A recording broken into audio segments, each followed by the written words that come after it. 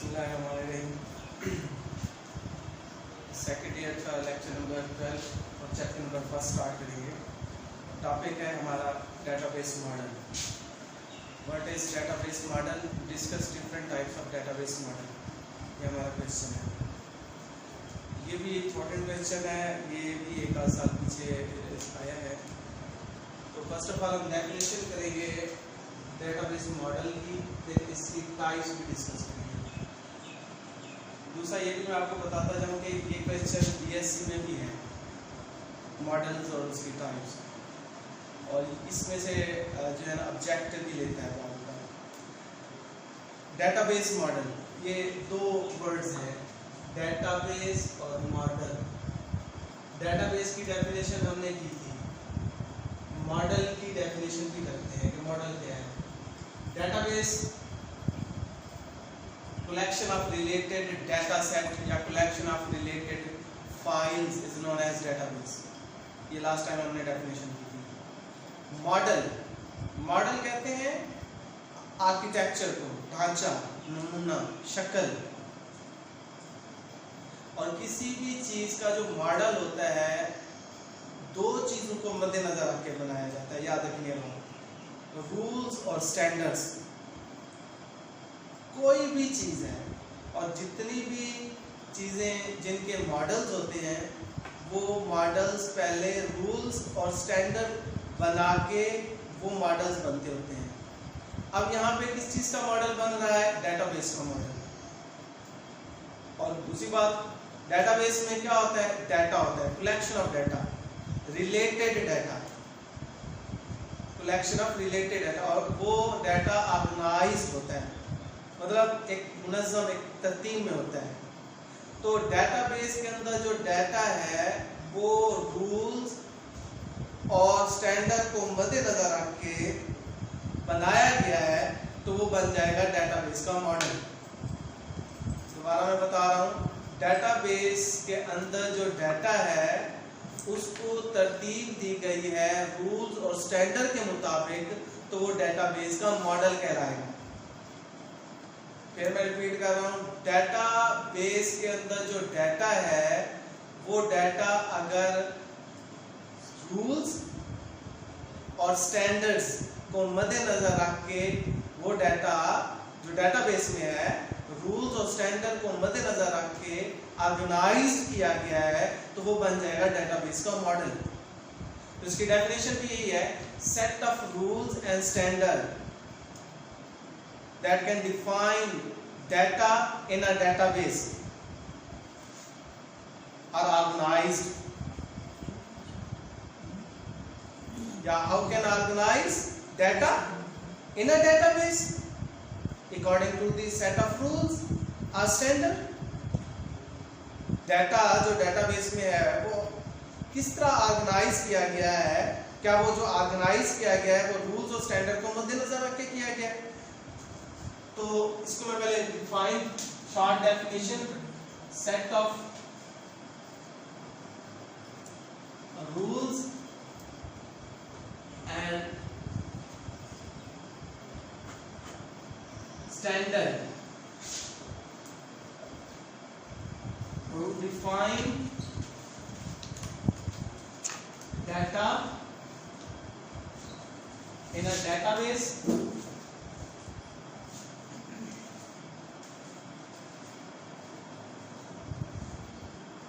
are organized। दो चीजें, rules और स्टैंडर्ड्स, कवानीन और मयार को मद्देनजर रखा जाता है तो मॉडल बनता है।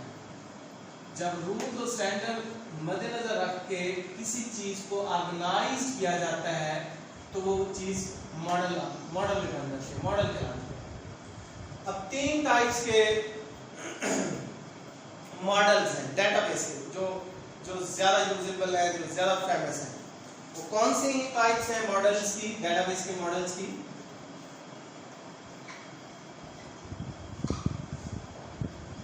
हिरार्चिकल मॉडल,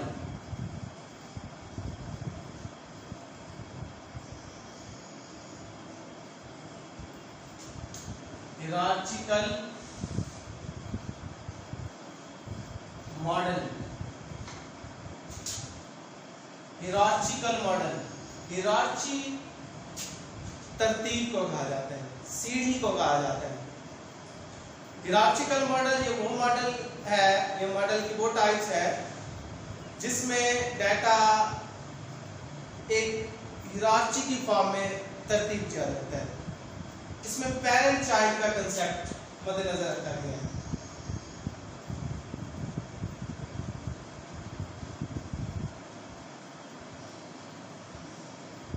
सबसे टॉप पे एक नोड बनाया जाता है जिसको हम टॉप नोड भी कहते हैं। नोड का मतलब होता है टुकड़ा, हिस्सा, और ये टॉप नोड पेरेंट है। फिर इसके सब ऑर्डिनेंट है। सब ऑर्डिनेंट का मतलब चाइल्ड, ये नोड है सब ऑर्डिनेंट।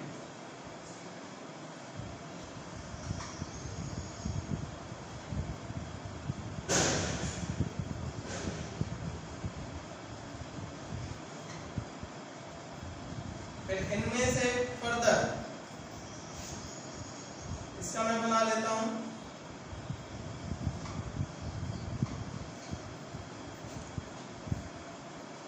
इसी तरह ये हिरार्ची बन गई है और आगे भी फैल सकती है। ये एंटिटीज है, एंटिटीज डेटाबेस में एंटिटी ऑब्जेक्ट को कहते हैं, फाइल को कहते हैं। ये एंटिटी 1 है, फर्ज कर रहे हैं, एंटिटी 2 है, एंटिटी 3, एंटिटी 4, एंटिटी 5 और एंटिटी 6, ये एंटिटीज हैं।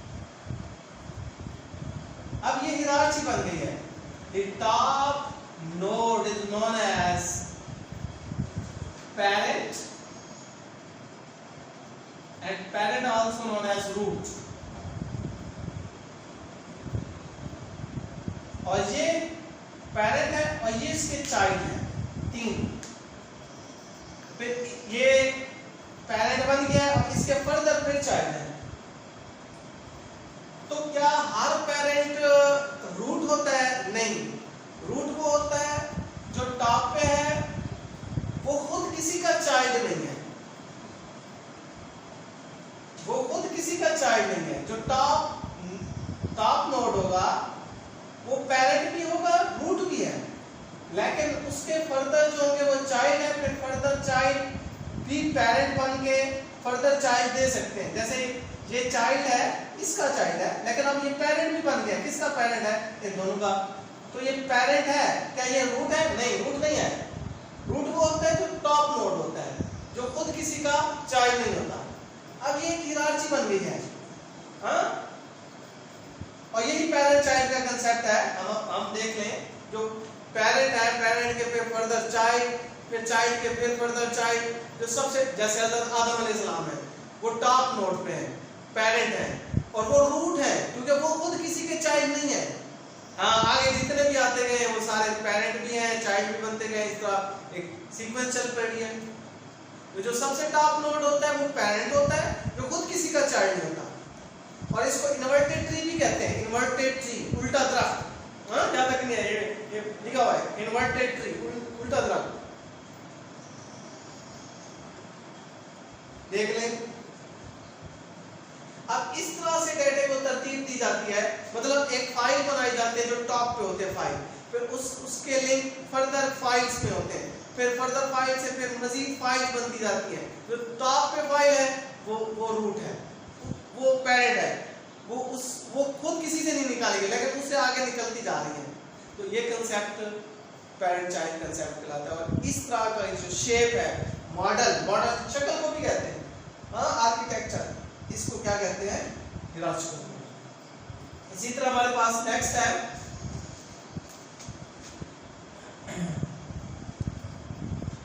Network model.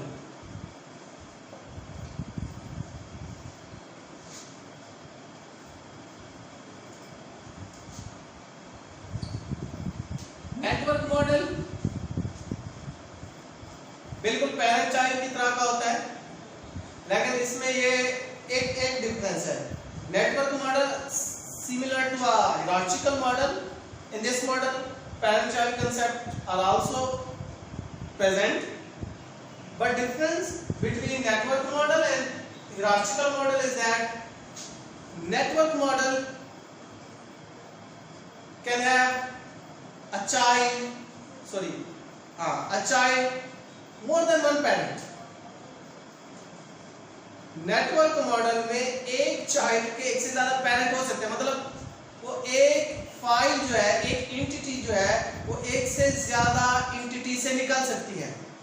जैसे इधर ऐसे लिखा, एक एंटिटी एक ही एंटिटी दूसरी एंटिटी से निकल रही है। हर एंटिटी का टॉप नोड एक है, हर एंटिटी का टॉप नोड एक है, हर एंटिटी का पेरेंट एक है, हर एंटिटी का इसका एक है, इसका भी एक है। लेकिन इसमें ये नहीं है। इसमें मैं शेप बना के आपको बता देता हूं।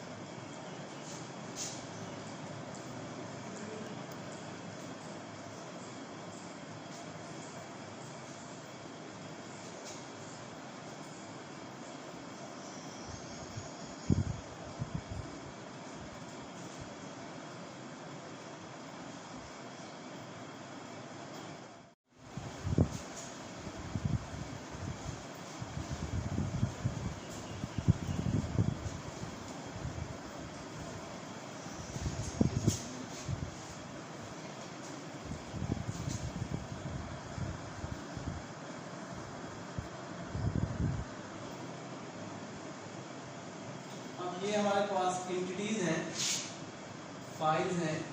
फर्स्ट कर लेते हैं, ये E1 है, एंटिटी 1, E2 है, E3 है, E4 है, E5 है, E6 है और E7। अब इसमें हम एरोज बनाएंगे एक साइड पे, दोनों साइड पे नहीं। जैसे मैं इधर एरो बना रहा हूँ, इस साइड पे नहीं बनाऊंगा, वो जैसे बना दे, आपकी मर्जी है।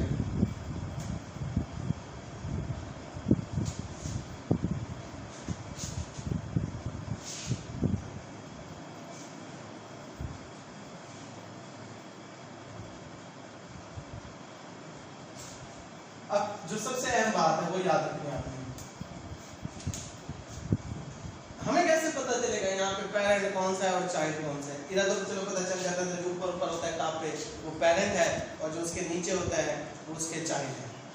लेकिन यहाँ कैसे पता चलेगा पेरेंट कौन है चाइल्ड कौन सा है? तो यहाँ पे याद रखिएगा, जिस साइड एरो की डायरेक्शन होगी, एरो का मुंह होगा जिस साइड, एरो जिस साइड जा रहा है वो एंटिटी, वो नोड चाइल्ड है, और जहां से एरो जा रहा था वो उसका पेरेंट है। ध्यान रखिएगा। जैसे मैं आपको मिसाल देता हूँ, ये देखें, ये एंटिटी है, ये इस साइड से एरो इधर जा रहा है और एरो का मुंह इधर है, इस डायरेक्शन में।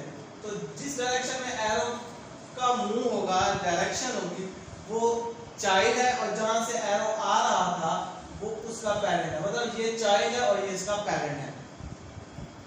अब यहाँ पे देखें, एक चाइल्ड के एक से ज्यादा पेरेंट हो सकते हैं। कैसे? अब देखें, मैं आपको मिसाल देता हूँ। ये है एंटिटी 5। अब ये चाइल्ड है, इसका पेरेंट ये है, ये चाइल्ड है, इसका पेरेंट ये भी है क्योंकि यहाँ से भी आया है। अब ये एक एंटिटी है, इसके दो पेरेंट है, एक पेरेंट ये है, एक पेरेंट ये है। तो ये इसके दो पेरेंट हो गए। ये मतलब ये एंटिटी जो है दो एंटिटी से निकाली गई है। इसका डाटा जो है इधर से भी आ रहा है, इधर से भी आ रहा है, और ये फिर चाइल्ड भी है, फिर इन दोनों का चाइल्ड है। लेकिन ये पेरेंट भी है, किसका पेरेंट है? इसका। क्योंकि ये चाइल्ड है और इसका पेरेंट ये बन रहा है। मतलब मुख्तलिफ है, देख सकते हैं आप कि एक चाइल्ड के एक से ज्यादा पेरेंट हो सकते हैं, ठीक है।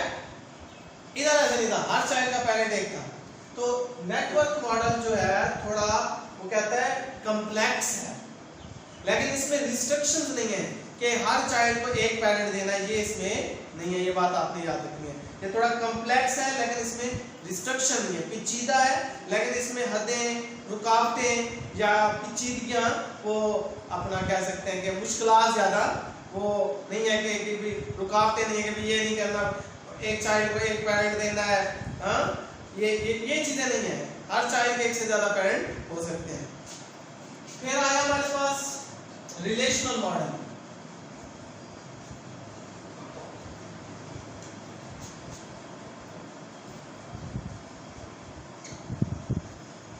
सबसे ज्यादा यूजेबल मॉडल जो है वो रिलेशनल मॉडल है डेटाबेस के अंदर।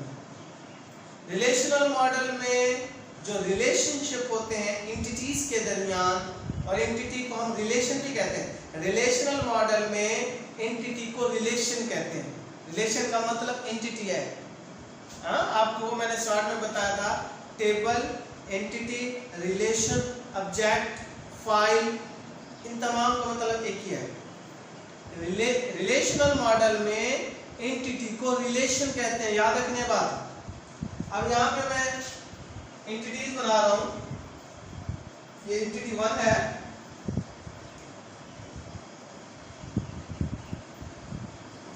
एंटिटी 2 है,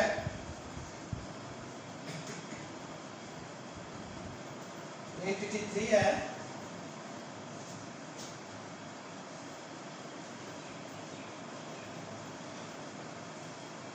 ये एंटिटी 4 बन गई, एंटिटी 5 है,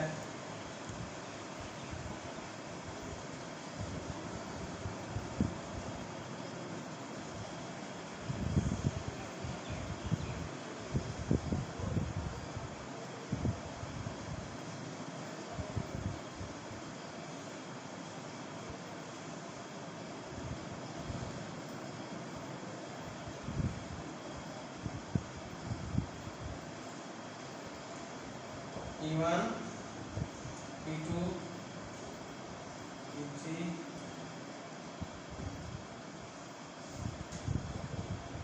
E4, E5।